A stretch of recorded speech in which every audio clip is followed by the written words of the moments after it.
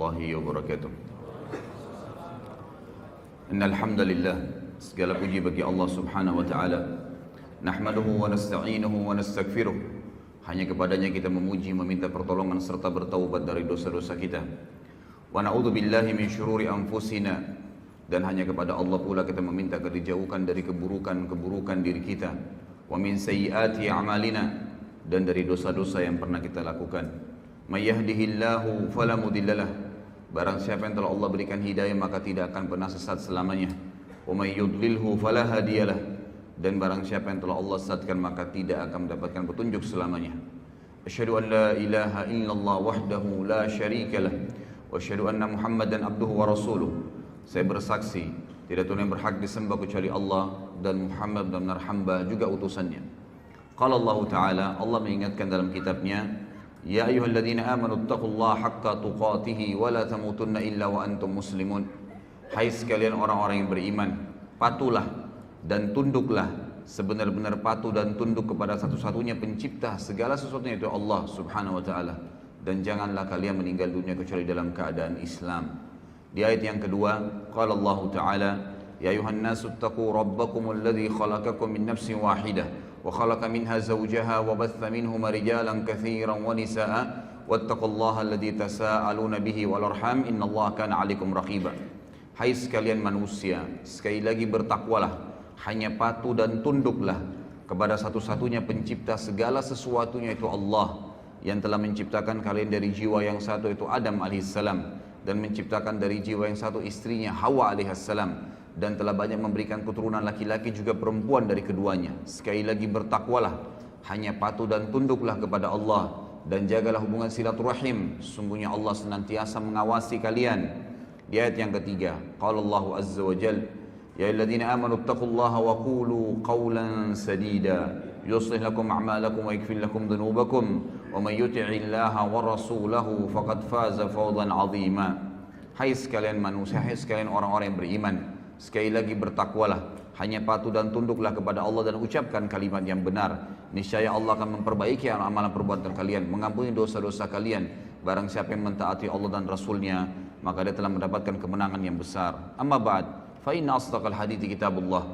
Kita tahu sebaik-baik rujukan bagi umat Islam dalam seluruh lini kehidupan mereka, terutama dalam ibadah, yaitu Al-Quran, kitabullah. Wa khair hadyu Muhammadin sallallahu alaihi wasallam, dan sebaik-baik petunjuk setelah Al-Quran adalah petunjuk Nabi besar Muhammad sallallahu alaihi wasallam yang dikenal dengan As-Sunnah.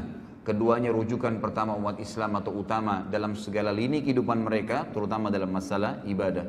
Wa syarrul umuri muhdatsatuha, dan seburuk-buruk ibadah yang tidak punya rujukan dari wahyu Allah, Al-Quran dan Sunnah.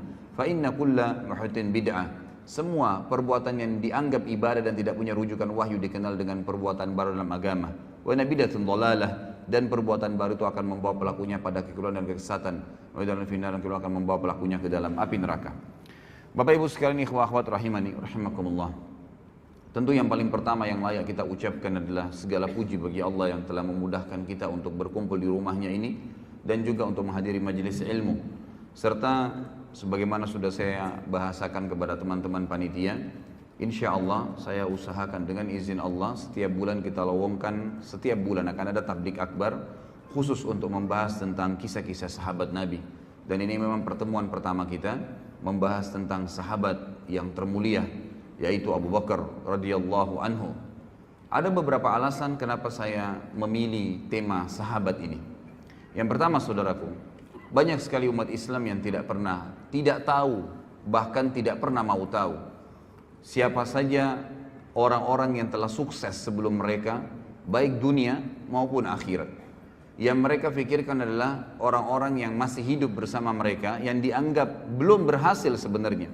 Mereka baru berhasil di poin-poin tertentu, di substansial kehidupan, belum semuanya, gitu kan? Tapi ada orang-orang yang telah mendahului kita dari orang-orang saleh terlebih dahulu. Mereka sukses dunia, kaya raya, seperti figur Abu Bakar nanti akan kita jelaskan. Dia seorang pedagang, kalau anda mau bicara seorang pedagang, dan termasuk miliardernya Mekah. Beliau juga adalah seorang raja nantinya menjadi khalifah. Beliau seorang ayah yang sukses dan memiliki banyak anak serta 4 orang istri. Beliau juga radhiyallahu anhu yang memiliki banyak sekali kelebihan-kelebihan, termasuk tokoh masyarakat Mekah. Beliau adalah pejuang yang paling berani di medan perang. Beliau memiliki prinsip-prinsip hidup, gitu kan. Umur yang panjang sampai 63 tahun dan banyak sekali hal yang luar biasa dari kehidupan beliau sebagaimana akan kita tahu nanti. Dan akan banyak sekali kita akan ambil pelajaran dari kejadian-kejadian dari kehidupan beliau dan semoga Allah memberikan taufiknya untuk itu. Dan juga hal yang lain, saya akan bedah buku ikhwah dan akhwat sekalian. Bukunya adalah Ashabi Rasulullah sallallahu alaihi wasallam, ditulis oleh Syekh Mahmud Al-Misri. Allahu alam ya, setahu saya semenjak saya baca buku-buku tentang sahabat, saya temukan ini buku yang paling lengkap. Jadi kalau ada teman-teman yang berminat, saya sudah titipkan sama panitia, bisa mendapatkan di panitia. Buku ini ada 4 jilid. Ya, buku ini ada 4 jilid. Dan buku ini akan kita bedah setiap bulannya. Jadi kalau kesempatan sekarang kita akan bahas Abu Bakar, maka yang depan insya Allah mungkin Umar bin Khattab dan seterusnya, maka akan terus mengikuti buku ini. Jadi pun kalau ikhwah dan akhwat memilikinya, maka akan terus kita bedah sampai selesai 4 jilid dengan izin Allah subhanahu wa ta'ala. Saya ingin titik beratkan dalam metode penyampaian saya nanti ini, bahasan ini, dan ini bahasan yang cukup panjang sebenarnya. Sejarah Abu Bakar radhiyallahu anhu ini bukan sejarah yang pendek, sejarah yang panjang, dan Allahu alam kita tidak tahu bisa selesai sampai duhur atau tidak. Maka perlu saya tekankan kepada teman-teman bahwasanya saya tidak fokus kepada tanya jawab nantinya, tapi saya akan fokus ke materi. Dan ini yang lebih penting dalam majelis ilmu. Jadi majelis ilmu itu yang dinomorsatukan adalah materi yang diterima, bukan pertanyaannya. Kalau Allah mudahin nanti di akhir waktu ada kesempatan untuk bertanya, alhamdulillah, gitu kan. Kalau tidak, maka bisa nanti menghubungi saya di luar materi ini seperti yang disampaikan oleh panitia. Setiap Rabu malam maghrib isya ada materi yang rutin saya sampaikan di masjid kita ini. Antara maghrib isya materi kitab Al-Kabair dan kemudian dilanjutkan tanya jawab sampai jam 9 malam.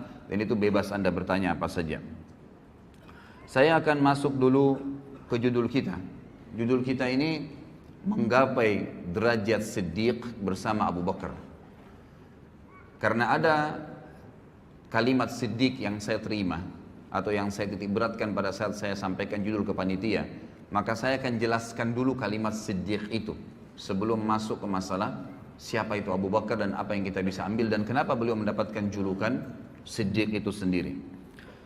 Saudaraku, Siddiq itu diambil dari kata sadaqa yasduqu yang berarti jujur, tanggung jawab, amanah, penuh kepercayaan. Itu artinya.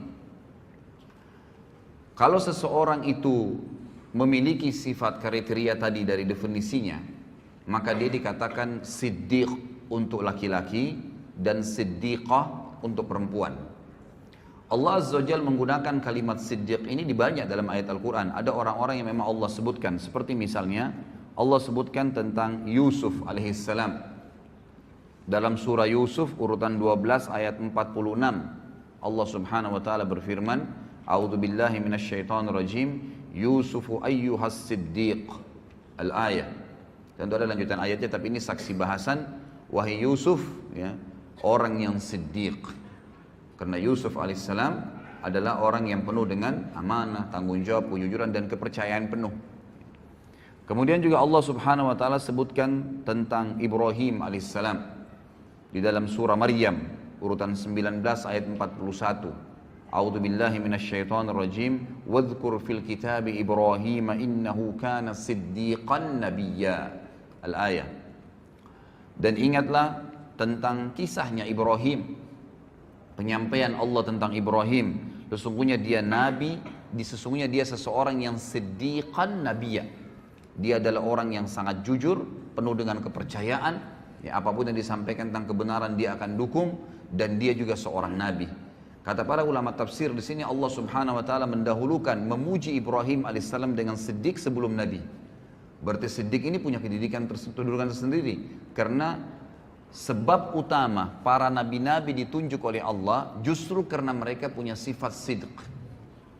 Jadi ini asasnya nanti kita akan titik beratkan. Jadi dengan adanya sifat sidq tadi, kejujurannya, amanahnya, tanggung jawabnya, kepercayaan penuh tentang kebenaran sehingga dia siap mempertahankan dan membela kebenaran tersebut, itu yang akan membuat Allah Subhanahu wa taala menunjuk mereka, memberikan mereka posisi ya sebagai nabi.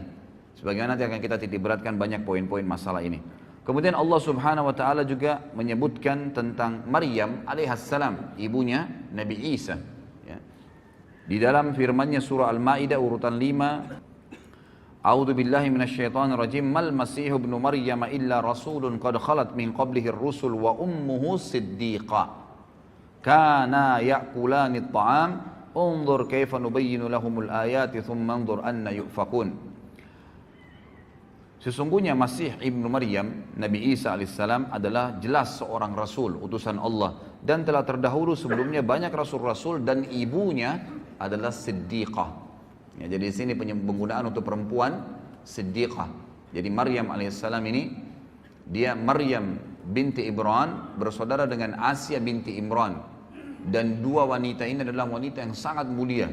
Mereka betul-betul siddiqah, jujur dari pertama masih kecil sampai mereka besar, itu tidak pernah tidak yakin dengan Allah Azza wa Jalla dan para nabi-nabi, sampai Allah karuniai dua perempuan ini melahirkan anak, dua-duanya nabi. Kalau dari Maryam lahirlah Isa, dan dari Asia adiknya Maryam itu lahir Yahya. Dua-duanya nabi alaihimussalam. Dan ini yang ditemui oleh Nabi SAW di langit kedua pada saat Isra dan Mi'raj, bertemu dengan dua orang sepupu, Yahya dan Isa, karena ibu mereka bersaudara. Mereka berdua, kata Allah, si Maryam ya, alaihissalam dan anaknya Isa alaihissalam, mereka pernah makan atau mereka makan makanan seperti manusia biasa. Ini bantahan terhadap orang Nasrani yang mengatakan Isa adalah anak Tuhan. Maka lihatlah bagaimana kami menjelaskan kepada mereka ayat-ayat kami, dan lihatlah ya apa yang mereka responkan, apa yang mereka jawab. Tentu ada banyak ayat-ayat berhubungan dengan masalah hal-hal seperti ini, tapi saya mengambil beberapa cuplikannya. Allah Subhanahu wa taala menekankan tentang siddiq itu, dan ini yang kita titik beratkan ya.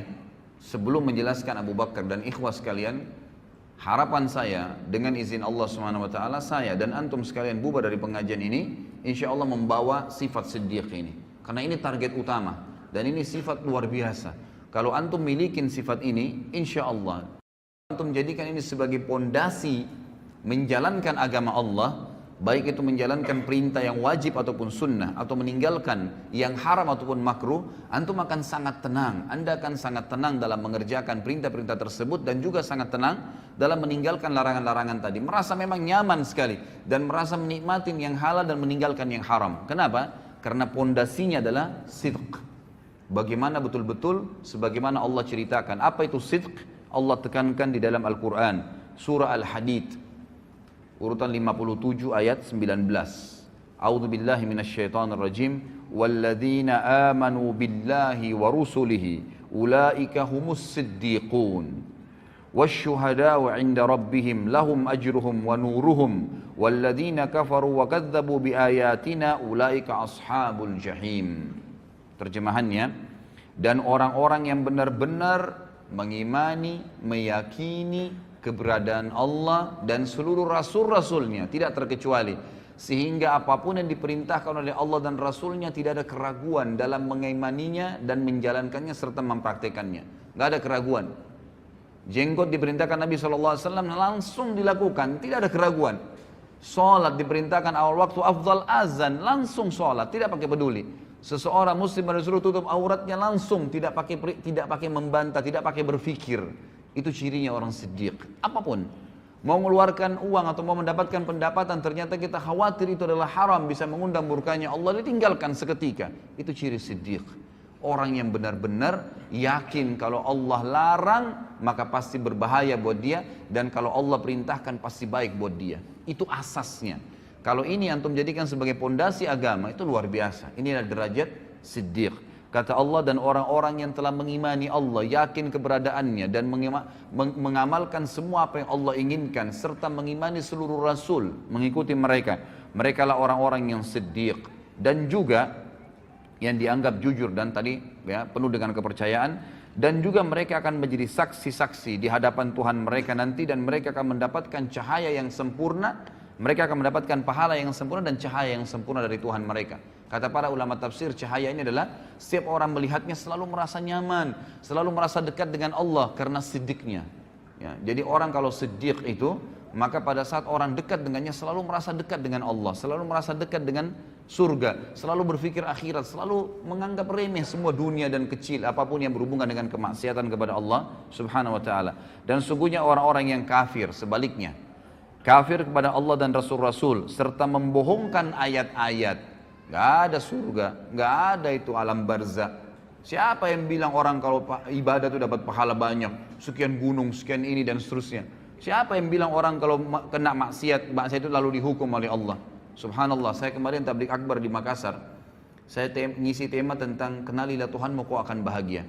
Pada saat saya jelaskan ikhwah sekalian, itu ayat atau hadis Nabi SAW tentang penciptaan langit, 7 lapis langit dan sampai Sidratul Muntaha, bagaimana besarnya Allah Azza wa Jalla, bagaimana besarnya singgasana.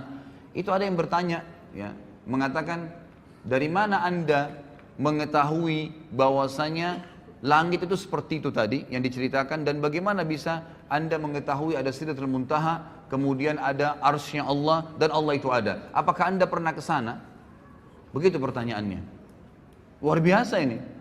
Lalu saya bilang, yang dari tadi saya jelaskan 2 jam ini tentang Allah Azza wa Jalla ada, Nabi SAW yang sampaikan ayat-ayat Al-Quran. Apakah Anda masih bertanya lagi, saya apakah pernah ke sana melihatnya? Sama saja dia mengatakan, saya tidak percaya, gitu kan?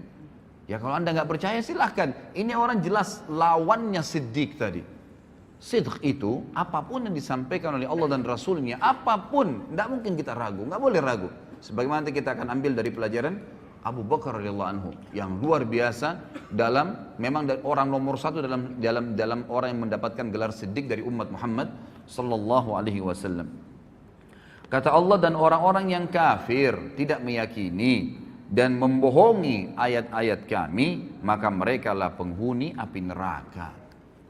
Sebaliknya, tambahan juga ikhwah dan akhwat sekalian rahimani rahimakumullah, bahwasanya orang yang mencapai tingkat siddiq ini adalah orang-orang nanti akan diberikan surga tertinggi di akhirat nanti. Sebagaimana Allah Subhanahu wa taala menjelaskan dalam surah An-Nisa urutan 4 ayat 69. A'udzu billahi minasyaitonir rajim. Wa may yuti'illaha war rasul fa ulaika ma'al ladzina an'ama Allahu 'alaihim minan nabiyyin was-siddiqin wasyuhada'i was-salihin wa hasuna ulaika rafiqa. Yang kurang lebih artinya, barang siapa yang mentaati Allah dan Rasulnya, semua yang Allah katakan dibenarkan, diamalkan, dipastikan tidak ada yang benar kecuali itu, dan juga diperintahkan oleh Rasulnya Muhammad SAW dipastikan benar, dan dia bangga dengan penampilan Islamnya, dengan makanan Islamnya, minuman Islamnya, ekonomi Islamnya, dengan politik Islamnya, semua dibenarkan, maka merekalah orang-orang yang mendapatkan nikmat. Allah berikan nikmat dan Allah gabungkan mereka bersama dengan para nabi-nabi.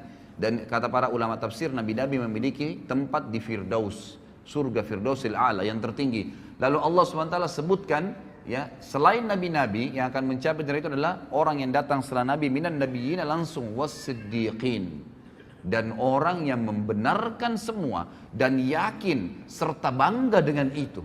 Memang kita bangga. Dan ini memang ikhwah sekalian, saya pilih tema ini luar biasa, saya dapatkan krisis kebanggaan muslimin sekarang terhadap agama mereka. Kita lihat seorang muslim tidak ada bedanya dengan orang kafir dari sisi pakaiannya, dari sisi cara bicaranya, tata bicaranya, makanan, jenis makanannya, usahanya. Berapa banyak orang subhanallah tidak bisa dibedain dari penampilannya antara muslimah dengan non muslim, muslim dengan muslimah. Padahal kalau kita datangkan seseorang Nasrani, laki-laki, kita berikan kepada dia kopi atau baju koko atau sebuah simbol Islam misalnya, pakaiannya. Kemudian kita datangkan seorang Nasrani laki-laki yang lain, lalu tanya dia agama apa orang itu, spontan dia akan mengatakan Muslim karena ada simbolnya. Kalau orang siddiq, dia yakin bahwasanya pakaian ini yang Allah katakan walibasut taqwa dzalika khair, ini pakaian yang ada simat, ada contoh, ada ciri ketakwaan adalah yang paling baik. Orang tahu, oh ini orang dekat dengan Allah. Dan saya yakin subhanallah, orang kalau menggunakan baju koko dengan kopiah, kalaupun ada perempuan nakal, ya, yang biasa mengganggu laki-laki, dia tidak akan berani mengganggu orang itu karena pakaiannya. Lalu kenapa kita lari dari pakaian itu? Gitu kan? Kita malah tidak bangga. Berapa banyak orang subhanallah muslimin, ya, atau kita datangkan misalnya perempuan Nasraniyah, Ya, suruh pakai jilbab 5 menit saja, panggil Nasrani ya perempuan yang lain, tanya orang itu agama apa, maka dia akan mengatakan itu muslimah. Ada simbol. Tapi syaitan menghiasi sebagian orang yang tidak punya sifat siddiqah, nggak ada sifat siddiqnya ini dalam dirinya, maka syaitan mengatakan untuk apa kau pakai jilbab? Maka tidak ada bedanya antara dia dengan wanita kafirah, sama saja. Cuplikan yang selalu dilihat, didengar oleh kupingnya, ditatap oleh matanya, semuanya berbau orang-orang non-muslim. Film-filmnya semua Hollywood, Bollywood, dan yang semua berhubungan dengan tontonan terhadap aurat, lagu-lagu yang menjauhkan dia dari Al-Quran, semuanya jauh, semuanya jauh. Cerita-cerita kosong, balas dendam, narkoba, mencuri istrinya orang lain, dan beragam macam hal, perselingkuhan dan seterusnya. Ini yang menjadi simbol di rumah orang-orang Islam sekarang. Tidak ada pengajian, tidak ada tilawah Al-Quran. Lalu kemudian mereka mau mengkhayal anaknya hafal Quran. Dari mana ikhwah dan akhwat sekalian? Dia sendiri gak pernah sentuh Al-Quran, gak pernah dengar ceramah di rumah. Antum berapa kali saya jelaskan dalam pengajian saya ikhwah. Ini masih kronologis semua ya. Saya bilang, kalau saya pribadi, kadang-kadang sehari di Jakarta, saya bukan membanggakan diri, cuma berbagi ya. Pada saat saya punya pengajian 4 hari, 4 kali jadwal sehari. Dari pagi kadang-kadang sampai malam ikhwah. Dari pengajian saya isi 2 jam, kemudian pulang menuju ke pengajian yang kedua. Di mobil itu sejam atau setengah jam, atau panggang 45 menit, atau kadang-kadang sampai 2 jam jaraknya. Itu saya dengarkan lagi ceramah, baik ceramah saya, baik tilawah Al-Quran, baik ceramah asatidzah, teman-teman dai-dai, atau saya dengarkan para masyayikh yang dari Saudi dalam bahasa Arab. Jadi saya tidak ada selang waktu di mana saya kosong gitu di mobil, atau saya lagi berzikir kepada Allah SWT. Saya coba lakukan, kemudian saya isi pengajian 2 jam lagi, jeda lagi antara pengajian kedua dan ketiga juga saya dengarkan lagi ceramah. Itu luar biasa. Api iman dalam hati itu terus berkobar ikhwah. Kadang-kadang antum dari pengajian seperti ini keluar dari masjid, syaitan akan bisikin, tadi kan sudah pengajian, sekarang hiburannya musik. Dibisikin sama dia, antum iyahkan, begitu lemah, tidak sidq. Yakin ikhwas sekalian, kalau antum yakin di majlis ilmu bisa menambah iman, bisa mengingatkan kita kepada Allah Azza wa Jal, bisa membuat kita rindu dengan akhirat, bisa tahu tentang surga, bisa tahu tentang neraka, dan kita khawatir tentang neraka tersebut, lalu kenapa tidak sepanjang hidup kita seharian itu diisi dengan hal tersebut? Sayangnya rumah-rumah umat Islam sekarang ada Al-Quran itu kalau ada kematian, malah sebenarnya tidak ada Al-Quran dalam sunnah Nabi SAW dibaca pada saat kematian. Sebaliknya mereka lakukan hal tersebut. Dalam masalah ekonomi, riba, ya, gharar, semuanya, kezaliman, manipulasi yang dilarang oleh Nabi SAW, dilarang oleh agama, tapi dilakukan. Alasannya apa boleh buat Ustaz? Nggak ada jalan lain. Lalu antum depan Allah Azza wa Jalla juga akan katakan itu pada hari kiamat, pada saat dihisab, nggak ada jalan lain. Lepaskan diri dari situ. Ya, harus yakin dengan janji Allah Subhanahu wa taala. Ini akan kita titik beratkan 2 jam ke depan ikhwah, bagaimana memunculkan sifat siddiq dalam hati kita dan mempelajari dari orang yang nomor 1 dalam sifat siddiq, Abu Bakar radhiyallahu anhu, yang luar biasa dalam masalah seperti ini. Apapun yang Allah dan Rasulnya katakan tidak ada keraguan, pasti benar, dan itu menjadi simbol kehidupannya. Langsung, tidak ada keraguan dalam masalah itu. Masalah politik sudah dijelaskan dalam Islam, harus orang alim, harus orang yang faham agama Allah, yang tahu halal haramnya Allah, baru jadi pemimpin. Mana pernah pemimpin negara kita ada orang yang alim? Ya, padahal Nabi SAW mengatakan apa? Al-ulama warathatul anbiya. Ulama itu pewarisnya para nabi. Emang sudah begitu. Nabi-nabi ini pemimpin manusia. Sekarang kalau ada kiai, ada ustadz, ada dai, dicalonkan jadi presiden, disorotin oleh masyarakat. Untuk apa dai masuk di politik? Subhanallah. Lalu kalau bukan ustadz atau ada dai atau ulama yang memimpin anda, siapa yang akan pimpin anda? Orang-orang fasik seperti sekarang? Yang membiarkan tempat kemaksiatan terbuka, pelanggaran-pelanggaran agama Allah dilakukan, riba merajalela mencekik lehernya umat-umat Islam, anak-anak muslimah dan muslim kita yang akhirnya terbengkalai, dipaksanya ini dan dipaksakan itu, dan seterusnya, gitu kan? Maka ini keliru sekali.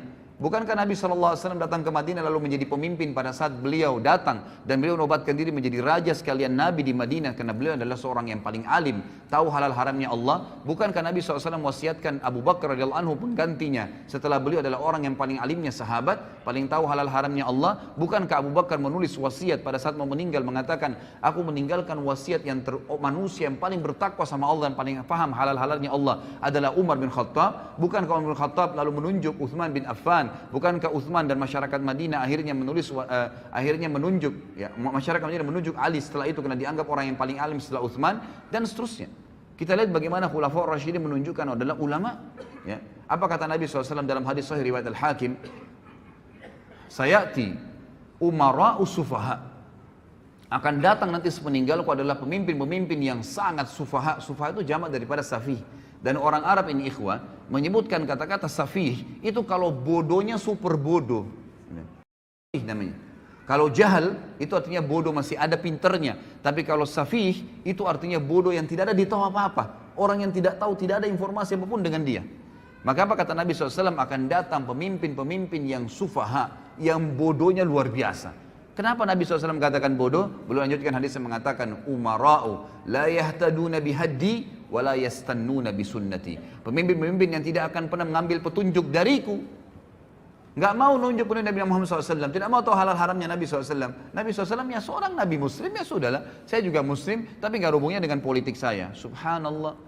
Ya. Lalu siapa yang anda jadikan patokan? Belanda, Inggris, negara-negara Barat, orang-orang kafir yang kufur kepada Allah Subhanahu Wa Taala. Lahirlah sistem demokrasi yang akhirnya siapa yang paling banyak suaranya, siapa yang paling kuat, ya orang masanya maka dia yang menang walaupun dia bodoh. Subhanallah khalik, gitu kan? Ini luar biasa karena kita jahilnya, kita tidak tahu tentang apa yang diajarkan Nabi SAW dan kita tidak sidq, kita tidak mempercayai itu. Seakan-akan ragu, benar nggak Islam nih? Benar nggak Islam itu bisa ngatur politik? Padahal 1345 tahun kita memimpin dunia. Bagaimana anda masih ragu dengan masalah itu? Lalu kata Nabi SAW, wa yastannuna bisunnati, dan tidak pernah ngikutin sunnah-sunnahku. Kita lihat sekarang negara-negara Islam. Jadi kacau balau, jadi gampang semuanya diobrak-abrik, jadi gampang. Naik pemimpin, ya tidak ada opsi lagi. Ini atau itu, dua-duanya nggak baik, dua-duanya begini. Karena anda tidak kembali kepada sistem yang sebenarnya. Allah Azza wa Jalla sudah tuntunkan di dalam kitabnya. Jadi kata Allah Subhanahu Wa Taala, dan orang-orang yang mentaati Allah dan Rasulnya dalam segala lini ikhwah. Al-Quran dan Sunnah di atas segalanya. Allah dan Rasulnya di atas segalanya. Di atas politik, di atas ekonomi, di atas rumah tangga, di atas jabatan, di atas pendapatan, di atas segala-galanya. Itu baru dikatakan orang itu sidq. Orang yang benar-benar yakin dan percaya penuh terhadap apa yang Allah dan Rasulnya turunkan. Barang siapa yang mentaati Allah dan Rasulnya, maka mereka lah yang akan bersama diberikan nikmat kepada nabi-nabi dan orang-orang yang siddiq, orang-orang yang terpercaya tadi, dan syuhada, orang yang mati syahid, wassalihin, dan orang-orang yang saleh, wa hasuna ulaika rafiqa, dan mereka lah sebaik-baik orang, ya, sebaik-baik orang. Baik ikhwah sekalian, sebelum masuk ke Abu Bakar juga, saya menemukan ada tema yang menarik dari buku ini. Sebelum jauh membahas masalah Abu Bakar radhiyallahu anhu, di sini ada disebutkan di buku ini. Nanti kalau anda memiliki buku ini atau antum memiliki buku ini, ada poin yang saya kemarin sempat terlintas membaca sepintas gitu. Lalu saya temukan memang ini poin yang tidak boleh luput dalam materi seperti sekarang kita ini. Ikhwah sekalian, demi Allah ikhwah, saya bersumpah di atas podium ini, kita ini umat yang terbaik, umat Islam, umat yang terbaik. Kita memiliki syariat yang paling sempurna dari Allah dan Rasulnya Muhammad SAW. Tidak boleh ragu dengan masalah itu. Kita tidak perlu agama lain. Kita tidak perlu dengan siapapun. Orang lain menjadikan umat Islam sebagai kiblat, iya. Tapi jangan kita yang berkiblat dengan mereka. Karena mereka berkiblat pada hal-hal yang melanggar dan kufur kepada Allah pencipta langit dan bumi. Sementara kita ini di bawah tuntunan pencipta langit dan bumi. Bagaimana bisa seorang muslim ragu? Dan ikhwah sekalian, kita akan bacakan dalil bagaimana umat Muhammad SAW adalah umat yang terbaik. Dan kita adalah umat memang yang mestinya memimpin dunia. Memang sudah begitu. Jadi tidak boleh ragu dengan masalah itu. Dengarkan ikhwah. Kata Allah Subhanahu Wa Taala di dalam Al-Quran, surah Al-Imran ayat 110. Kalau pegang buku ini bisa lihat halaman masih awal-awal ya, halaman 41. A'udzu billahi minasyaitonir rajim. Bismillahirrahmanirrahim. Kuntum khaira ummatin ukhrijat lin-nasi ta'muruna bil ma'rufi wa tanhauna 'anil munkari wa tu'minuna billah. Al-ayah. Kalian umat Islam, umat Muhammad SAW adalah sebaik-baik umat yang telah dilahirkan untuk siapa?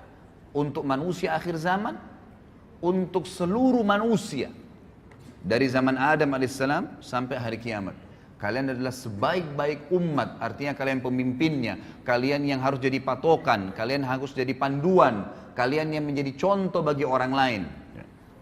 Dan kalian, sifat kalian adalah kalian selalu menyeru kepada yang ma'ruf Apa yang Allah perintahin, selalu kalian bilang, nggak bisa tuh karena Allah larang, bisa tuh karena Allah yang bolehkan, selalu begitu. Rasulullah contohkan, Rasulullah nggak contohkan, itu sifatnya umat Islam. Menyuruh kepada yang ma'ruf, artinya yang Allah dan Rasulnya perintahkan. Wa tanhauna 'anil munkar, dan kalian melarang kemungkaran yang Allah dan Rasulnya larang. Hanya itu patokannya. Wa tu'minuna billah, dan kalian meyakini sepenuhnya tentang keberadaan Tuhan Allah Subhanahu wa taala. Kemudian juga disebutkan di dalam surah Al-Baqarah ayat 143. Kelebihan yang kedua umat Islam adalah kata Allah Subhanahu wa taala, a'udzubillahi minasyaitonir rajim, wa kadzalika ja'alnakum ummatan wasatan litakunu syuhada'a 'alan nasi wa yakuna ar-rasulu 'alaikum syahida. Dan demikian pula kami menjadikan kamu hai umat Islam umat pertengahan. Tidak ada sesuatu yang berat sekali, tidak ada juga yang ringan sekali, di tengah-tengah. Sementara umat sebelum kita punya hal-hal yang berat.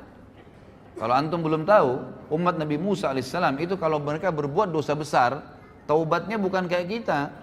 Taubatnya kalau kita ini tinggal sesalin, tinggalin, selesai. Janji sama Allah tidak ulangin, diampuni dosanya. Kalau sama Nabi Musa, Pak. Kalau ada umatnya mengeluh, wahai Musa, saya baru berzina, saya baru buat dosa besar. Apa kata Musa alaihissalam dalam surah Al-Baqarah? Faqtulu anfusakum, bunuh diri kalian. Berat itu. Buat dosa taubatnya bunuh diri. Zaman dulu.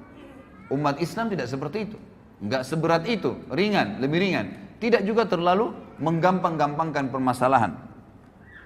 Lalu dikatakan, agar kalian menjadi saksi atas perbuatan manusia dan agar Rasul Muhammad menjadi saksi atas perbuatan kalian.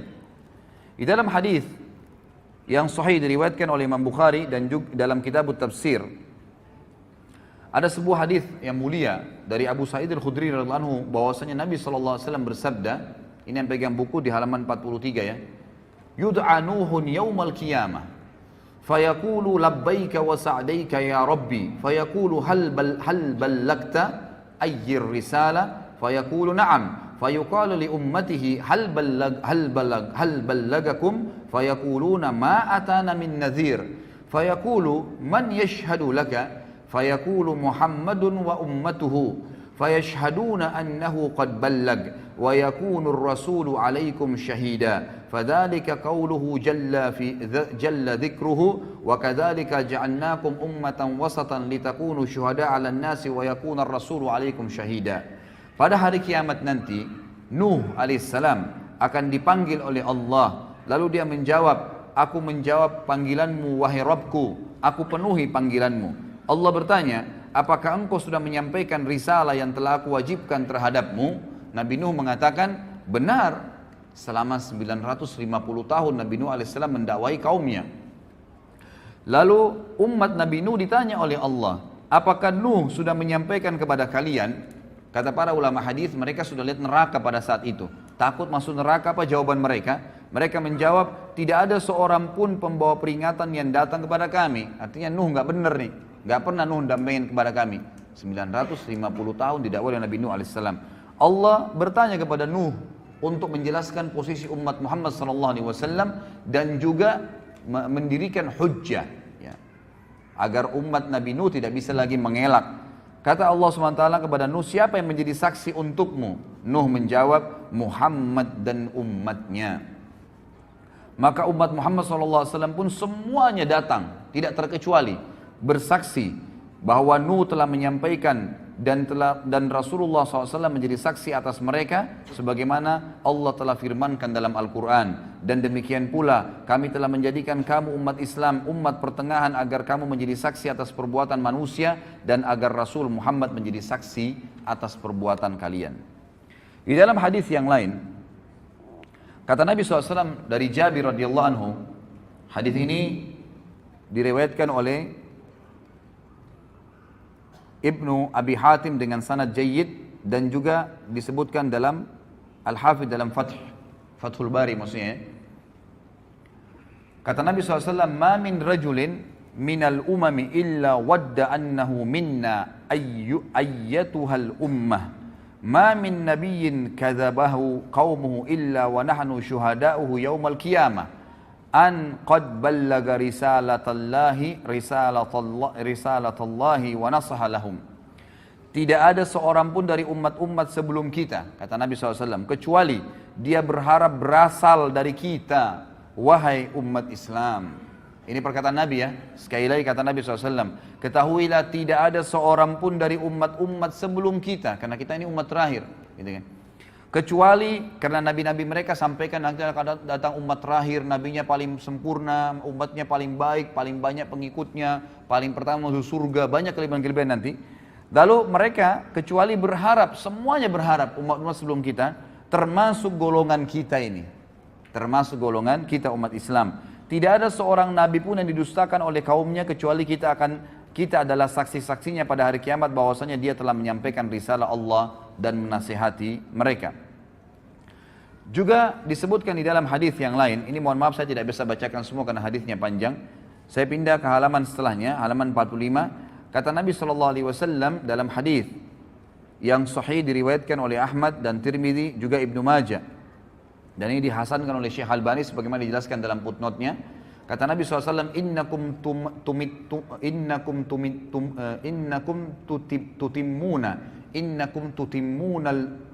tutimmuna sab'ina ummah antum khairuha wa akramuha 'ala Allah.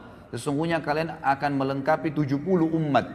Ya, kata para ulama hadis maksudnya adalah ada 70 kelompok umat yang besar nanti pada hari kiamat. Dan kalian adalah yang melengkapi yang paling banyak di antara 70 umat itu. Kalian adalah yang terbaik dan termulia bagi Allah. Di dalam hadis yang lain diriwayatkan oleh Ahmad dan Tirmidzi dari Anas dan Syekh Albani mengatakan untuk mensahihkan hadis ini, kata Nabi SAW, "Mathalu ummati mathalul matar, la yudra awwaluhu khairun am akhiruh." Umatku ibaratnya hujan, tidak diketahui mana yang paling baik, apakah yang pertama atau yang terakhirnya. Maksudnya apa? Semuanya baik. Umat Islam ini semuanya baik. Selama mereka amalkan agamanya, maka mereka adalah yang terbaik. Tidak ada bedanya antara satu dengan yang lainnya. Juga kata Nabi SAW di dalam hadis yang sahih riwayat Abu Daud, Tabarani, dan juga Hakim, Nabi SAW bersabda, ummati hadhihi ummatun marhumatun, laysa alaiha azabun fil akhirah, innama azabuha fid dunyal fitan, wazzalazilu wal qatlu wal balaya. Umatku ini adalah umat satu-satunya yang dikasihani oleh Allah. Tidak ada azab atas mereka di akhirat. Maksudnya orang-orang ya yang umat Islam ini umumnya kata ulama hadis sebelum mereka meninggal itu diberikan kesempatan untuk bertaubat. Selalu diingatkan oleh Allah Subhanahu wa taala. Jadi betul-betul orang yang masuk ke neraka nanti dari umat Islam ini umat-umat yang betul-betul menyimpang. Benar-benar tidak mau bertaubat, tidak mau kembali ke jalan Allah Subhanahu wa taala. Akan tetapi azabnya akan datang di dunia dalam bentuk fitnah-fitnah, gempa bumi, pembunuhan, mungkin mereka dibunuh oleh orang-orang lain dan wabah penyakit. Kemudian di dalam hadis yang lain juga diriwayatkan Imam Muslim dari Abu Musa al-Asy'ari bahwasanya Nabi SAW bersabda, "Innallaha azza wa jal idza arada rahmata ummatin min ibadihi qabada nabiyyaha qablaha فجعله لها فرطا وسلفا بين يديها وإذا أراد حلكة أمة عذبها ونبيها حي فأهلكها وهو ينظر فأقر عينه بحالاتها حين كذبوه وعصوا أمره." Jika Allah Azza wa Jalla hendak merahmati suatu umat dari hamba-hambanya, niscaya dia mengambil atau mewafatkan nabinya sebelum mereka. Seperti Nabi Muhammad SAW wafat sebelum para sahabat umumnya. Dia menjadikan Nabi tersebut sebagai pendahulu di hadapan mereka sehingga bisa dicontohin. Jika Allah hendak membinasakan satu umat, niscaya dia Allah menyiksanya sebelum Nabi mereka atau selama Nabi mereka masih hidup.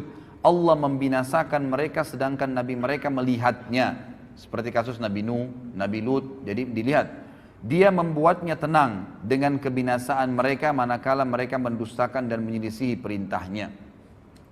Kemudian juga kelebihan umat Muhammad SAW yang lain adalah hadis disebutkan oleh Ibnu Majah dan Baihaqi, disahihkan oleh Syekh Albani dari Abu Hurairah radhiyallahu anhu bahwasanya Nabi SAW bersabda, "Inna Allah tajawaza li ummati amma tuwaswisu bihi suduruha atau suduruha ma lam ta'mal aw tatakallam bihi wa mastukriha alaihi." Sesungguhnya Allah memaafkan umatku apa yang terbersit dalam hati mereka selama mereka belum melakukannya. Jadi kalau kita lagi sholat, kemudian ada bisikan-bisikan riya, bisikan apa saja, selama kita belum iyakan, maka tidak terhitung batal, gitu kan? Sebab semua ibadah pasti ada terlintas bisikan syaitan ya. Kita mau sedekah, tuh orang puji, itu orang ini. Kita lagi sholat tuh, indahkan ada teman di sebelah kamu, kamu dipuji. Kita lagi berdoa seperti itu. Selama kita nggak iyakan, maka tidak ada masalah. Tapi kalau kita sudah iyakan, baru terjadi riya itu, mendapatkan dosa. Seperti itu. Allah SWT memudahkan bagi umat ini seperti itu. Jadi Allah Subhanahu wa taala memaafkan umatku apa yang terbersih dalam hati mereka, maksudnya digoda oleh syaitan selama mereka belum melakukannya atau mengucapkannya, dan apa yang mereka dipaksa atasnya. Kalau dipaksa lakukan satu perbuatan, kalau tidak dia akan dibunuh. Seperti kasus Ammar ibn Yasir, ya radhiyallahu anhu, pada saat ayahnya dan ibunya Ammar dan Sumayyah dibunuh oleh Abu Jahal, maka Ammar masih kecil, umurnya 7 tahun, 8 tahun. Ketakutan, disiksa sama Abu Jahal. Abu Jahal bilang, saya akan siksa kamu, saya tidak bunuh langsung. Sampai habis semua kulitmu, sampai kamu kesakitan luar biasa dan kamu mati tersiksa. Kalau kau tidak kufur kepada Muhammad. Maka kata Ammar, baiklah, apa yang kau mau wahai Abu Jahal? Kata Abu Jahal, katakan saya kufur kepada risalahnya Muhammad, kufur kepada kenabian Muhammad. Maka Ammar mengatakan, saya kufur kepada risalahnya Muhammad. Lalu Abu Jahal tidak puas, lewatlah unta betina. Lalu kata Abu Jahal, saya tidak akan lepaskan kau kecuali kau katakan unta ini Tuhanku. Maka Ammar pun berkata, unta ini Tuhanku, baru dilepas. Ammar bin Yasir radhiyallahu anhu waktu lepas dari azab merasa menyesal, ya terbebani hatinya. Kenapa tadi nggak sekalian biarin aja saya disiksa? Lalu dia datang kepada Nabi SAW mengatakan, umur 7 tahun, 8 tahun ini luar biasa imannya. Lalu kata Ammar, ya Rasulullah sambil nangis, bagaimana bisa ini? Saya tadi mengucapkan begini dan begitu ya Rasulullah, karena saya takut dibunuh. Kata Nabi SAW, wahai Ammar, kalau seandainya diulangin lagi kepadamu besok, ucapkanlah. Selama memang bukan hatimu yang menginginkannya. Artinya memang dipaksa, gitu kan? Ini terlepas dari, ini adalah sebuah hal yang tidak dihukum bagi umat Muhammad sallallahu alaihi wasallam. Kemudian juga dikatakan oleh Nabi sallallahu alaihi wasallam di dalam hadis diriwayatkan oleh Ibnu Abi Asim dari Anas dan dihasankan oleh Syekh Albani dalam Sahihul Jami', kata Nabi SAW, Inna Allah Ta'ala qad ajara ummati min an tajtami ala dhalalah. Sesungguhnya Allah Ta'ala telah melindungi umatku sehingga mereka tidak bersepakat di atas kesesatan. Artinya selama mereka berpegang pada Al-Quran dan Sunnah, maka mereka insya Allah tidak akan sesat. Kemudian juga di dalam hadis yang diriwayatkan oleh Imam Muslim dan Ahmad juga Nasai dari Hudzaifah radhiyallahu anhu, bahwasanya Nabi SAW bersabda, fuddilna 'alan nasi bi thalath, ju'ilat sufufuna ka sufufil malaika, wa ju'ilat lana al-ardu kullaha masjida, wa ju'ilat turbatuha lana tahura, idza lam najidil ma, wa u'titu hadhihi al-ayat min akhir suratil Baqarah min kanzin tahtal arshi lam yu'taha nabiyyun qabli. Kami diberikan umat Islam ini 3 keutamaan, kata Nabi SAW, atas semua manusia. Yang pertama, saf-saf kami dijadikan seperti safnya para malaikat. Jadi memang pengaturan saf salat itu dianjurkan seperti safnya malaikat, sebagaimana sabda Nabi SAW kepada para sahabat dalam hadis Bukhari Muslim, tidakkah kalian mengatur saf kalian sebagaimana para malaikat mengaturnya? Lalu kata para sahabat, bagaimana malaikat mengatur saf mereka ya Rasulullah? Kata Nabi SAW, mereka menyempurnakan saf demi saf, setelah penuh baru pindah ke saf yang kedua, setelah penuh baru pindah saf ketiga, dan seterusnya. Yang kedua adalah seluruh bagian bumi ini dijadikan bagi kami sebagai masjid. Boleh dibangun masjid dimanapun tempatnya, selama tanah itu bukan tanah hasil rampasan atau yang haram, maka boleh dibangun masjid. Dan yang ketiga, debunya bumi ini dijadikan untuk kami sebagai alat bersuci jika kami tidak mendapatkan air. Bisa bertayamum dari mana saja, ya, debu yang ada. Dan diturunkan kepadaku ayat-ayat ini dari akhir surah Al-Baqarah, ya, dari perbendaharaan di bawah arsy-Nya Allah yang tidak diberikan kepada seorang nabi sebelumku. Kemudian juga tentu di sini ada banyak sekali, ya, hadis-hadis Nabi SAW yang mungkin saya tidak bisa bahas semua. Tentu saya berharap ikhwan dan akhwat bisa memiliki bukunya. Sekali lagi, karena buku ini akan kita bedah setiap bulannya dengan izin Allah. Kalaupun memang Allah memberikan ada halangannya, maka minimal Anda sudah memiliki buku rujukan yang saya jadikan sebagai referensi utama ini. Di sini ada banyak sekali, ya, dan saya tutup dengan hadis, ya, di mana Nabi SAW menyebutkan ada 2 hadis, ya, yang pegang buku di halaman 53 langsung.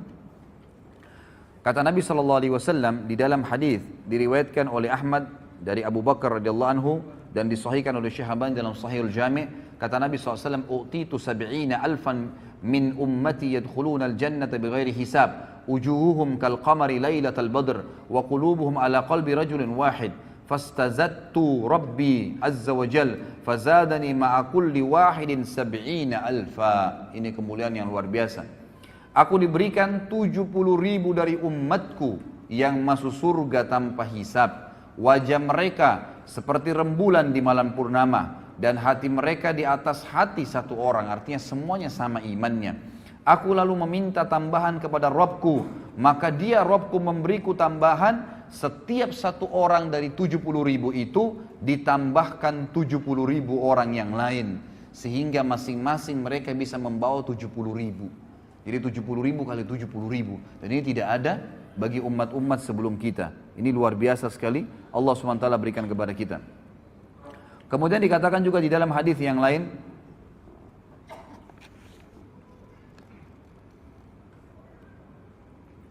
diriwayatkan di halaman 54 ya, footnote nomor 24, diriwayatkan oleh Ahmad, Tirmidzi dan Ibnu Majah dari Burairah radhiyallahu anhu, disahihkan oleh Syekh Albani sama di Sahih Jami'. Kata Nabi SAW, ahlul jannati ishruna wa mi'atu saf, thamanuna minha min hadhil ummati wa arba'una min sairil umam. Penduduk surga itu sebanyak 120 saf nanti jumlahnya, ya 120 saf. 80 darinya itu adalah dari umat ini. 80 saf dari 120 yang masuk surga itu adalah dari umat ini. Sedangkan 40 yang lain adalah 40 yang sisa dari umat yang lainnya. Jadi cuman bayangkan ya, dari Nabi Adam alaihissalam sampai Nabi Isa alaihissalam, berapa miliar manusia, itu cuma 40 saf. Sementara kita ini 80 saf yang masuk ke dalam surga pada hari kiamat. Kata ulama hadis, ini menandakan fadilah yang sangat besar, dan dijanjikan juga umat ini akan sangat banyak jumlahnya, akan sangat banyak pengikutnya. Baik, ini kurang lebih wacana, gambaran tentang pentingnya kita mengetahui kita adalah umat yang terbaik, ikhwah. Maka banggalah dengan agama Islam ini, jalani hidup ini, jadikan Islam sebagai tradisi, dan jangan balik. Garis bawah kata-kata saya ini, jangan balik, jangan menjadikan tradisi sebagai Islam, nggak boleh. Tradisi, suku, adat, negara, habiskan semua, nggak ada. Bagi saya, karena saya Muslim, Islam yang menjadi tradisi hidup saya. Selesai. Maka kita punya standarisasi tradisi.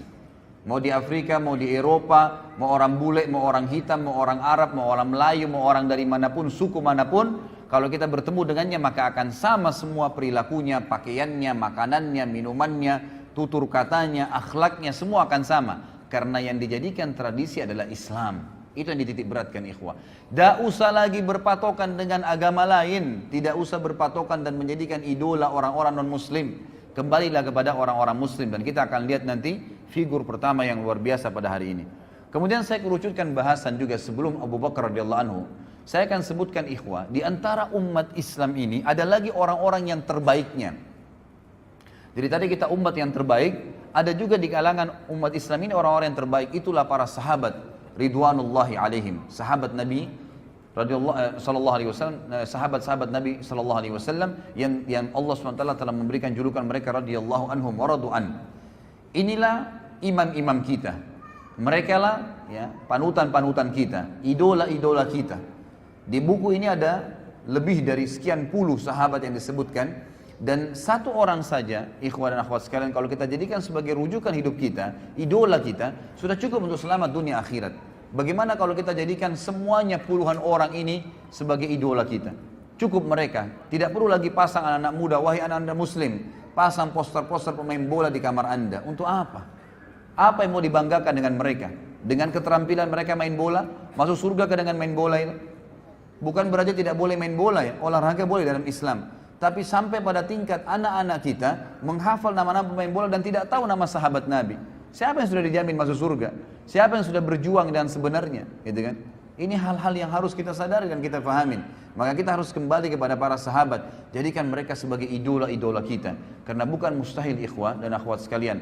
Sahabat-sahabat terutama 10 yang jamin masuk surga ini, sampai beritanya kepada kita, ya, sampai sekarang seperti yang akan kita bahas nanti ini, itu bukan mustahil. Ya, bukan cuma sebuah kisah dongeng yang diceritakan, tapi kata para ulama agar kita bisa mencontohin Abu Bakar, Umar, Uthman, Ali, Talha, Zubair, Abdurrahman ibn Auf, hafal nama-nama mereka, kisah-kisah mereka, tahu kehidupan mereka sehari-hari. Maka dengan begitu ya, kita akan bersama-sama dengan mereka di surga. Bukan mustahil. Karena kita menciplak saja kehidupan mereka. Itulah yang diinginkan oleh Allah Azza wa Jal melalui sejarah-sejarah mereka yang tetap Allah kekalkan, gitu kan? Dan subhanallah, syaitan-syaitan ingin menyesatkan manusia dengan mencaci maki, mengkafirkan para sahabat ridwanul alaihim yang telah Allah pilih mereka. Nanti kita akan baca sebentar lagi fadilah dan keutamaan para sahabat. Sehingga di sini ikhwas sekalian, kita tidak butuh lagi panutan siapapun kecuali mereka setelah Nabi Muhammad SAW. Yang pertama ikhwas sekalian, disebutkan dalam buku ini, Allah SWT menurunkan banyak sekali Al-Quran. Coba buka halaman 59 yang pegang bukunya. Sekali lagi ikhwah dan akhwat, kalau ingin memiliki bukunya ada di depan sama panitia, ya. Yang jelas kita membahas di sini jilid pertamanya. Surah Al-Ahzab, halaman 59 ayat 23. A'udzubillahi minasyaitonirrajim. Allah SWT mengekalkan dalam Al-Quran dibaca oleh setiap orang yang beriman tentang para sahabat. Ini ayat ini, satu ayat saja ini sudah cukup membantah orang-orang Syiah ini. Yang betul-betul sampai berani mengkafirkan para sahabat. Apalagi figura yang kita bicara sebentar lagi tentang siapa dia. Kata Allah SWT, minal mu'minina rijalun sadaku ma'ahadullah alaih. Faminhum man qadha nahbahu wa minhum man yantadir wa ma baddalu tabdila. Di antara orang-orang mukmin, maksudnya para sahabat. Ayat ini turun kepada para sahabat. Ada orang-orang yang menepati apa yang telah mereka janjikan kepada Allah. Maksudnya di sini ulama tafsir bilang mereka mati syahid. Mereka berusaha masuk medan perang supaya mati syahid dan Allah berikan apa yang telah Allah janjikan. Dan ada di antara mereka yang gugur dan ada pula di antara mereka yang masih menunggu ikut perang, belum mati, ikut perang yang kedua, terus begitu. Ya, karena yakin dengan apa yang Allah janjikan dengan mati syahid itu. Dan mereka sama sekali tidak mengubah janjinya. Maksudnya tidak berubah, tidak murtad, tidak ragu, tidak bimbang. Kemudian dalam surah Al-Bayyinah ayat 8 Allah Subhanahu wa taala mengatakan radhiyallahu anhum wa radu an. Allah Subhanahu wa taala ridha kepada mereka dan mereka pun ridha kepada Allah. Mereka pun ridha kepada Allah. Kemudian dalam surah Al-Fath ayat 18 Allah terus memuji para sahabat. Ikhwas sekalian, kalau Allah sudah ridha kepada seseorang, Rabbul Alamin, Tuhan alam semesta, siapa lagi yang kita mau jadikan panutan selain mereka? Yang diridhoi oleh atasannya, diridhoi oleh presiden dan rajahnya, diridhoi oleh keluarganya dan istrinya atau suaminya? Jauh sekali. Diridhoi oleh pencipta langit dan bumi, radhiyallahu anhum wa radu an. Allah sudah ridha kepada mereka semua sahabat. Di sini jamak, radhiyallahu anhum, tidak terkecuali, gitu kan? Waradu'an, dan mereka juga ridho dengan Allah, ridho dengan agama ini, mereka memilih itu.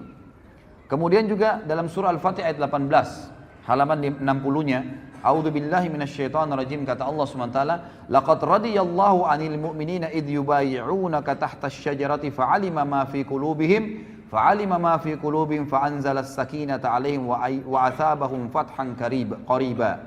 Sungguh Allah telah meridai orang-orang yang beriman. Siapa mereka itu? Sahabat di sini. Ketika mereka berjanji kepadamu, hai Muhammad. Siapa di antara kita pernah ketemu dengan Nabi SAW? Tidak ada. Yang pernah ketemu adalah para sahabat. Ayat ini turun kepada mereka. Kata Allah SWT, sungguh Allah telah meridai orang-orang mukmin ketika mereka berjanji setia kepadamu, hai Muhammad, di bawah pohon. Dia mengetahui apa yang ada dalam hati mereka. Maksudnya Allah tahu hati-hati para sahabat yang bersih dari kekufuran. Lalu dia Allah memberikan ketenangan atas mereka dan memberikan balasan kepada mereka dengan kemenangan yang dekat. Kemudian juga dalam surah Al-Fath ayat 29. Terus bertubi-tubi Allah jelaskan tentang siapa sahabat ini. Inilah idola kita, saudaraku. Kata Allah SWT, a'udzubillahi minasyaitonirrajim, Muhammadur Rasulullah walladzina ma'ahu asyidda'u 'alal kuffari ruhama'u bainahum tarahum ruk'an sujjadan yabtaguna fadlan minallahi wa ridwana simahum fi wujuhim min atharis sujud dzalika mathaluhum fit taurat wa mathaluhum fil injili kazar'in akhraja shat'ahu fa'azarahu fastagladha fastawa 'ala suqi yu'jibu az-zurra'a liyaghidha bihimul kuffar wa'adallahu alladhina amanu wa 'amilus solihati minhum maghfiratan wa ajran 'azima. Muhammad itu, kata Allah SWT, adalah benar-benar utusan Allah dan orang-orang yang bersama dengan dia. Siapa orang bersama dengan Nabi SAW? Kita kan? Orang-orang yang nanti belum lahir kan? Orang yang hidup bersama Nabi SAW, sahabat. Makanya para ulama memberikan definisi sahabat adalah orang yang melihat Nabi SAW dengan mata kepalanya, beriman dengan Nabi SAW dan meninggal dalam keyakinan tersebut. Itu namanya sahabat. Di sini dipuji oleh Allah SWT. Mereka bersama dengan Muhammad, mereka bersikap tegas terhadap orang-orang kafir. Dan mereka berkasih sayang sesama mereka. Kalian melihat mereka ruku dan sujud. Ini cirinya para sahabat. Selalu sibuk dengan ruku dan sujud saja, ibadah kepada Allah SWT. Mencari karunia Allah dan keridhaannya. Pada wajah mereka tampak tanda-tanda bekas sujud. Di dahi mereka hitam. Demikianlah sifat-sifat mereka yang diungkapkan dalam Taurat. Dan juga diungkapkan dalam Injil. Jadi dalam Taurat dan Injil sudah disebutkan ciri-ciri para sahabat ridwanullahi alaihim. Jadi ini bukan orang-orang yang cuma sekedar dari umat kita saja, maksudnya hanya sekedar dari umat kita dan disebutkan dalam Al-Quran, tapi memang Allah pastikan Taurat, Injil sebelum mereka lahir sudah disebutkan siapa itu sahabat. Luar biasa nih kedudukan sahabat nih. Yaitu seperti benih yang mengeluarkan tunasnya. Kemudian tunas itu semakin kuat, lalu menjadi besar dan tegak lurus di atas batangnya. Tanaman itu menyenangkan hati penanam-penanamnya karena Allah hendak menjengkelkan hati orang-orang kafir. Dengan kekuatan orang-orang yang beriman, Allah menjanjikan kepada orang-orang yang beriman dan mengerjakan kebajikan di antara mereka, sahabat, gitu kan, ampunan dan pahala yang besar. Juga ayat yang lain, Allah SWT menyebutkan dalam surah Al-Hasyr, ayat 9 dan ayat 8 dan ayat 9. Ini semua tentang sahabat nih. Ya, kita bayangkan luar biasanya bagaimana Allah memuji sahabat dalam Al-Quran, dan luar biasanya bagaimana orang-orang Rafidah dan orang Syiah berani mengkafirkan para sahabat yang Allah menyebut mereka sebagai orang yang beriman. Ini luar biasa nih, ya. Sampai mereka mengangkat bendera untuk membunuh, ya, orang-orang yang sudah mengikuti Nabi SAW, ini sahabat-sahabat Nabi.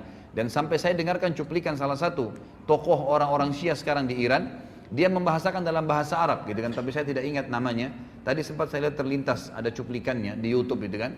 Dia sempat mengatakan munculnya orang-orang teroris sekarang yang banyak membom sana sini dan membunuh-bunuh ini, itu karena memang mereka ya tidak faham tentang agama ini. Kemudian mereka-mereka ini sebenarnya cuma substansial, cabang-cabang kecil dari induk-induk pemimpin-pemimpin mereka.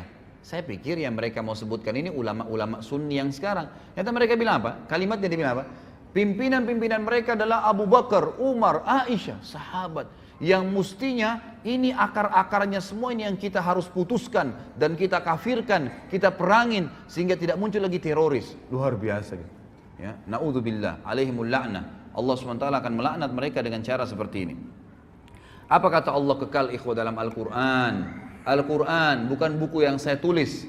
Firman Allah SWT dalam surah Al-Hasyr ayat 8 dan ayat 9. A'udzu billahi minasyaitonir rajim. Lil fuqara'il muhajirin alladziina ukhriju min diyarihim wa amwalihim yabtaguna fadlan minallahi wa ridwana.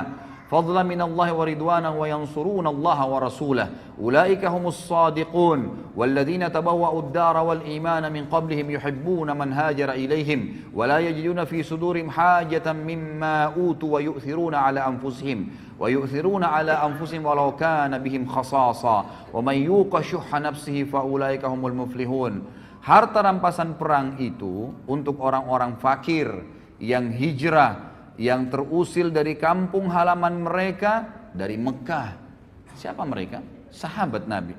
Dan meninggalkan harta bendahnya di Mekah demi mencari karunia Allah, dan mereka hijrah ke Madinah mencari keridhaan dan demi menolong agama Allah dan Rasulnya. Mereka itulah orang-orang yang benar dan orang-orang yang ansar. Jadi dua-dua dipuji nih. Sahabat ada muhajirin dan ansar.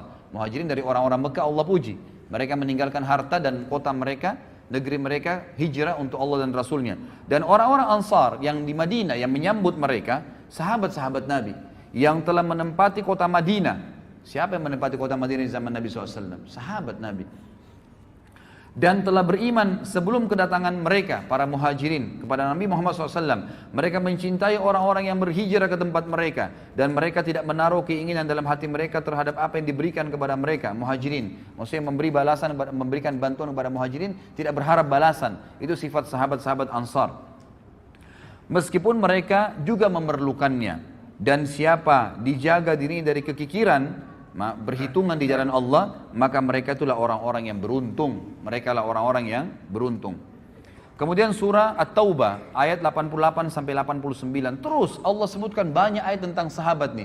Sengaja saya angkat ayat-ayat ini dan saya bahas ikhwah dan akhwat sekalian rahimakumullah agar kita tahu nih, inilah idola-idola kita ini ahli-ahli surga dan sudah sukses di dunia juga di akhirat. Di dunia nanti akan kita lihat kisah Abu Bakar radhiyallahu anhu. Kata Allah SWT, Taubah 88-89, A'udzubillahi minasyaitonirrajim, lakinir rasul walladzina amanu ma'ah jahadu bi amwalihim wa anfusihim wa ulaika lahumul khairat wa ulaika humul muflihun. A'addallahu lahum jannatin tajri min tahtiha al-anharu khalidina fiha, dzalikal fawzul azim. Tetapi Rasul dan orang-orang yang beriman bersama dia, beriman kepada Nabi Muhammad sallallahu alaihi wasallam, sahabat, mereka berjihad dengan harta dan jiwa. Mereka itu memperoleh kebajikan. Mereka itulah orang-orang yang beruntung.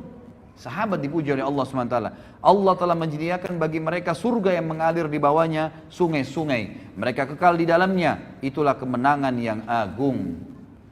At-Taubah ayat 100. A'udzubillahi minasyaitonirrajim. Ayat setelahnya. Was-sabiquna al-awwaluna minal muhajirin wal ansari walladzina ittaba'uhum bi ihsan. والذين اتبعوهم بإحسان رضي الله عنهم ورضوا عنه وعد لهم جنات تجري تحتها الأنهار خالدين فيها أبدا ذلك الفوز العظيم. Dan orang-orang yang terdahulu lagi yang pertama-tama masuk Islam dari golongan muhajirin dan ansar. Kata ulama tafsir, penyebutan Allah SWT muhajirin ansar memastikan tidak mungkin orang lagi mendustakan kalau ini turun kepada para sahabat ridwanullah alaihim, karena tidak ada orang yang berjulukan Muhajirin dan Ansar kecuali para sahabat Nabi. Dan orang-orang yang mengikuti mereka dengan baik setelah itu. Semua orang yang mengikuti para sahabat setelah meninggalnya sahabat dan Nabi SAW, Allah ridho kepada mereka. Dan mereka pun ridho kepada Allah. Allah menyediakan bagi mereka surga-surga yang mengalir di bawahnya sungai-sungai. Mereka kekal di dalamnya selama-lamanya. Itulah kemenangan yang agung. Ikhwah akhwat sekalian, ikuti para sahabat, sahabiat Nabi, pertahankan sampai malaikat maut mencabut ruh anda, maka pasti kita akan masuk surga. Allah yang berfirman, Allah sediakan surga yang di bawahnya mengalir sungai-sungai. Gak usah pusing lagi dengan artis fulan, idola profesor, doktor ini. Sibuk dengan sahabat Nabi ridwanullah alaihim. Wallahi ikhwah, Abu Bakar gak punya ijazah dari Amerika, Umar gak punya ijazah dari Eropa, tapi memimpin negara menjadi orang yang sangat adil, dan mereka kaya raya, pedagang yang berhasil, keturunannya semua sukses. Kita akan lihat bagaimana Abu Bakar radhiyallahu anhu dalam kehidupannya luar biasa. Ya, bukan berarti saya katakan tidak usah berpendidikan formal, silahkan, gitu kan. Tapi jangan itu dijadikan sebagai idola, panutan, seakan-akan sudah melupakan semua orang-orang yang sudah kita sebutkan dari kalangan sahabat. Selanjutnya surah At-Taubah ayat 117. Kata Allah Subhanahu wa taala, a'udzubillahi minasyaitonirrajim, laqad taballahu 'alan nabiyyi wal muhajirin wal ansari alladziina ittaba'uuhu fi sa'atil usr.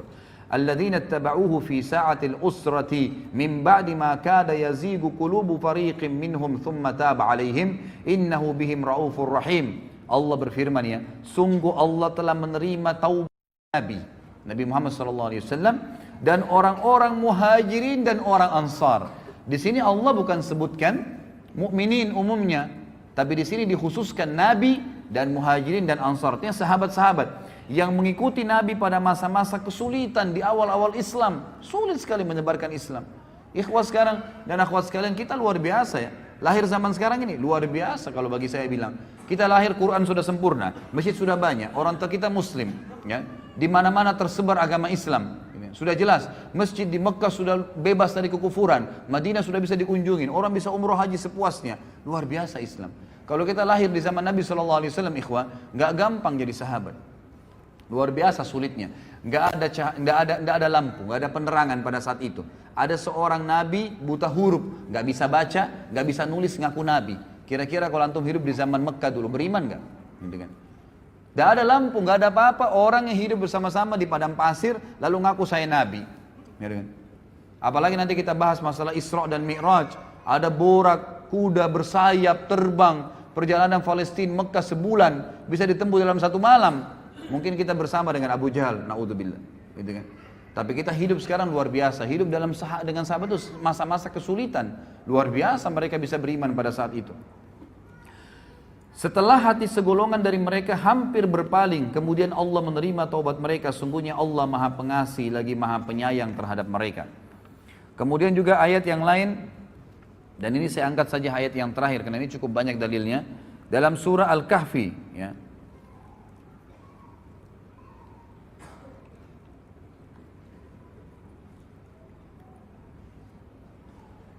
Baik, saya pilih ayat yang lain ya. Kita cari ayat yang kira-kira ayat Al-Imran terakhir ya. Al-Imran di halaman 65 ayat 172 174. A'udzu billahi minasyaitonir alladzina istajabu lillahi war rasuli min ba'di ma asabahumul karh lilladzina ahsanu minhum wattaqau ajrun 'adzim. Alladzina qala lahumun nasu innan nasa qad jama'u lakum fakhshawhum فزادهم إيمانا وقالوا حسبنا الله ونعم الوكيل فانقلبوا بنعمة من الله وفضل لم يمسسهم سوء واتبعوا رضوان الله والله ذو فضل عظيم. Orang-orang yang mentaati perintah Allah dan Rasul Muhammad SAW setelah mendapatkan luka dalam perang Uhud. Siapa yang hadir di perang Uhud? Kita kan? Para sahabat Nabi. Orang-orang yang berbuat kebajikan dan bertakwa di antara mereka, para sahabat, mendapatkan pahala yang besar, yaitu orang-orang yang mentaati Allah dan Rasulnya. Yang ketika ada orang-orang yang mengatakan kepada mereka di perang Uhud, orang-orang Quraisy telah mengumpulkan pasukan untuk menyerang kalian, karena itu takutlah kepada mereka. Apalagi berita Muhammad SAW telah terbunuh pada saat itu. Ternyata ucapan itu justru menambah kuat iman mereka, para sahabat. Dan mereka menjawab, cukuplah Allah menjadi penolong bagi kami dan dia sebaik-baik pelindung. Maka mereka kembali dengan nikmat dan karunia yang besar dari Allah. Mereka tidak ditimpa suatu bencana dan mereka mengikuti keridhaan Allah. Allah mempunyai karunia yang besar. Ini ayat-ayat ikhwah dan cukup banyak ayat-ayat yang lain, tapi kita suka sampai sini ayatnya. Saya akan angkat di sini perkataan Ibnu Mas'ud tentang para sahabat Nabi. Sahabat menceritakan tentang sahabat. Apa kata beliau? Di sini penulis mengatakan sungguh indah ucapan Ibnu Mas'ud radhiyallahu anhu tentang para sahabat Rasulullah sallallahu alaihi wasallam. Dia berkata, "Inna Allah nadhara fi qulubil ibadi fawajada qalba Muhammadin sallallahu alaihi wasallam khaira qulubil ibad. Fastafahu li nafsihi fabta'athahu bi risalati. Thumma nadhara fi qulubil ibadi ba'da qalbi Muhammadin fawajada qulubu ashabihi khaira qulubil ibad." فجعلهم وزراء نبيه يقاتلون على دينه فما رأى المسلمون حسنا فهو عند الله حسن وما رأوا سيئا فهو عند الله سيء. Perkataan yang luar biasa. Ibnu Mas'ud berkata, sesungguhnya Allah memperhatikan hati hamba-hambanya, maka dia Allah mendapati hati Muhammad sallallahu alaihi wasallam adalah hati yang terbaik, sehingga dia memilihnya untuk dirinya dan mengutusnya sebagai pembawa risalahnya. Kemudian Allah Azza wa Jalla melihat hati hamba-hambanya setelah hati Muhammad sallallahu alaihi wasallam, maka dia mendapati hati para sahabatnya adalah hati yang terbaik, sehingga dia menjadikan mereka sebagai pendukung-pendukung nabinya yang berperang di atas agamanya. Apa yang dipandang baik oleh para sahabat kaum muslimin pada saat itu, maka ia juga baik di mata Allah. Karena para sahabat, ya, dari perilaku-perilaku mereka, dari perkataan mereka, dari pertanyaan mereka kepada Nabi SAW, maka turunlah ayat membenarkan perilaku mereka. Dan apa yang dipandang buruk oleh kaum muslimin sahabat pada saat itu, maka ia juga buruk dipandang oleh Allah Subhanahu wa taala. Juga Ibnu Mas'ud pernah berkata, "Man kana mustanna falyastanna biman qad mat, fa innal hayya la tu'manu alaihi al-fitnah." فأولئك أصحاب محمد صلى الله عليه وسلم أبر هذه الأمة قلوبا وأعمقها علما وأقلها تكلفا قد اختار الله تعالى لصحبة نبيه صلى الله عليه وسلم وإقامة دينه فاعرفوا لهم حقهم وتمسكوا بهديهم فإنهم على الحج المستقيم. Barang siapa ingin meneladani seseorang, maka hendaklah dia meneladani orang-orang yang sudah wafat, karena orang yang masih hidup tidak dapat jaminan terhindar dari fitnah. Mereka itulah orang-orang terbaik dari sahabat Muhammad sallallahu alaihi wasallam. Umat ini yang paling mulia hatinya, dari umat Muhammad ini para sahabat yang paling mulia hatinya, paling mendalam ilmunya, dan paling sedikit memaksakan ya dirinya, maksudnya di sini memaksakan diri dalam hal-hal duniawi. Allah Ta'ala telah memilih mereka untuk menjadi sahabat-sahabat Nabi-Nya Sallallahu Alaihi Wasallam dan menegakkan agamanya, dan kenalilah, maka oleh karena itu kenalilah hak-hak mereka dan berpeganglah kepada petunjuk-petunjuk mereka, karena mereka berada di atas jalan yang lurus. Diriwayatkan oleh Ibnu Abdul Bar dalam Jami' Bayan Ilm wa Fadli, dan juga disebutkan melalui jalur Qatadah dan Ibnu Mas'ud diriwayatkan, dan Syekh Albani mengatakan ya dikatakan ini adalah hadis yang sahih. Ini kurang lebih gambaran tentang para sahabat. Tentu masih ada lagi fadilah-fadilah dan bisa dibaca dari halaman 67. Itu terlalu banyak ya, terlalu banyak hadis-hadis di sini yang disebutkan oleh Nabi sallallahu alaihi wasallam. Saya akan angkat, mohon maaf, ada satu lagi hadis di sini di halaman 70 ya. Di mana Nabi sallallahu alaihi wasallam bersabda tentang para sahabat beliau. Tentu ini banyak dalil yang belum saya baca ya. Karena melihat waktu saja. Hadis yang diriwayatkan oleh Imam Muslim dan Ahmad juga ya banyak disebutkan oleh imam-imam yang lain, di mana Nabi sallallahu alaihi wasallam bersabda tentang sahabat, "An-nujumu amanatun lis-sama', fa idza dhahabat an-nujum atas sama'u ma tu'ad, wa ana amanatun li ashabi, fa idza dhahabat ata ashabi ma yu'adun, wa ashabi amanatun li ummati, fa idza dhahaba ashabi ata ummati ma yu'adun." Bintang-bintang adalah penjaga bagi langit. Artinya selama bintang ada di langit, maka orang bisa tahu yang ini terang langit itu. Jika bintang lenyap, maka akan datang kepada langit apa yang dijanjikan. Kalau Allah sudah angkat bintang-bintang itu, maka langitnya akan kiamat. Aku adalah penjaga bagi para sahabatku. Jika aku pergi wafat, maka akan datang kepada para sahabatku apa yang dijanjikan kepada mereka. Artinya akan ada ya sahabat akan menyebar dan akhirnya mereka juga akan menemukan beberapa kendala, tapi mereka tinggal kembali kepada panduan Nabi sallallahu alaihi wasallam. Sahabat-sahabatku adalah penjaga bagi umatku. Jika sahabat-sahabatku telah pergi wafat, maka akan datang kepada umatku apa yang dijanjikan kepada mereka. Artinya mereka akan berselisih kalau mereka tidak mengikuti para sahabat ridwanullahi alaihim. Juga di sini halaman 71 nanti ikhwah bisa baca, ini hadis juga yang agung, bahwasanya banyak fakta sejarah disebutkan di dalam banyak sekali hadis riwayat Muslim, ya hadis riwayat Bukhari, banyak disebutkan hadis-hadis di mana pernah terjadi peperangan. Sering kali terjadi peperangan di zaman Nabi SAW meninggal, kemudian pemimpin perang berkata kepada pasukannya, apakah ada di pasukan kita ini yang pernah menjadi sahabat Nabi? Maka mereka mengatakan ada, si fulan dan si fulan. Maka Allah memberikan kemenangan karena keberadaan sahabat itu. Kemudian dalam peperangan yang lain berkata juga pemimpin-pemimpin, setiap peperangan di zaman tabi'in mereka berkata, adakah sahabat yang ikut? Oh ada si fulan masih hidup di pasukan. Maka Allah berikan kemenangan lagi karena adanya sahabat. Lalu setelah itu, setelah para sahabat meninggal semua, lalu terjadi peperangan, pernah terjadi fakta lapangan, para tabi'in berkata, ya seorang pemimpin perang pernah berkata, apakah ada orang di antara kalian yang pernah menemani sahabat Nabi? Maksudnya menjadi sahabatnya Nabi, tabi'in. Maka berkata mereka, ada si fulan dan si fulan. Maka Allah pun memberikan kemenangan justru karena ada di situ muridnya para sahabat ridwanullahi alaihim. Jadi di sini kita bisa lihat bagaimana Allah Azza wa Jalla memberikan kemenangan-kemenangan untuk ya pasukan-pasukan jihad karena adanya para sahabat ridwanullahi alaihim.